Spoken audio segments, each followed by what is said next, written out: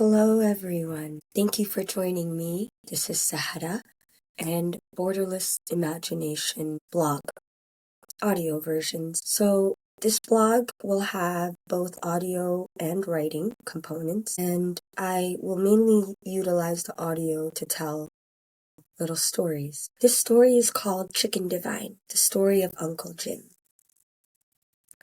Chicken Divine recipe: chicken, broccoli, a curried cream sauce, cheddar on top, breadcrumbs gone golden in the oven. If you know, you know. My young Somali mother learned to make it in New Jersey in 1996. We had just arrived. Myself, my older brother, my older sister.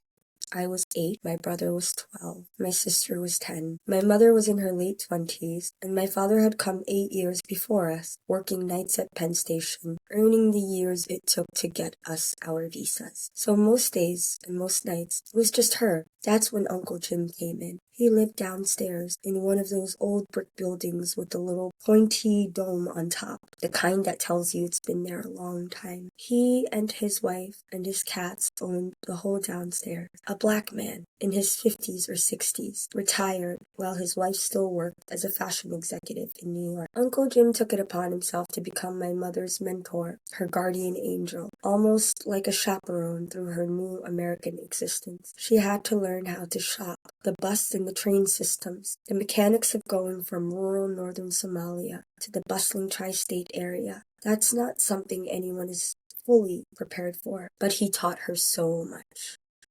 Cooking, which aisle at the grocery store had what, how to style and decorate the house. He taught her, and she absorbed completely. The same way that she absorbed all of the cooking and cleaning she did in her little village in Somalia. He taught her even random things. Music she'd never listened to on her own. Baby Got Back. I don't know how my mother learned that song. I don't know how she learned. I'm not sure if she even knew, actually, if it was Sir Mix-a-Lot. But she knew the song, and she would say it to us, and we would laugh, because she still had her accent, and she didn't fully speak English. But here she was, like a sponge, obsessively cleaning the walls, the same way that she was absorbing the American culture in front of her. Chicken Divine was one of those things that he taught her. She learned it the way that she learned everything, completely, wholeheartedly. When our Somali aunties and uncles came to visit, she'd make it for them. Chicken Divine or lasagna. She became the talk of our small circle between New York and Jersey. Everybody raving. How did this young woman cook American food so well?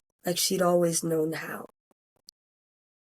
I was turning 13 when we left Jersey. That summer, we drove our Chevy Venture. It had sat outside for a year, onto the highway and out of Jersey, all the way to Columbus, Ohio, where our new Midwestern life awaited us. I never saw Uncle Jim again. I reached out to his wife years later, in 2009 or 2010, and found out that he had died in 2005. My grandmother always had a prayer for my mother and for me, that everyone we meet is a friend, not a foe. Uncle Jim was proof of that prayer. A stranger who became family, who gave a young mother everything she needed to build a life in a country she'd never known. Throughout Borderless Imagination, I'll be sharing stories of my own proverbial Uncle Jims throughout my nomadic life. I've had a few, and I'm grateful to each one. Stay tuned. Thanks for listening. More later. Peace.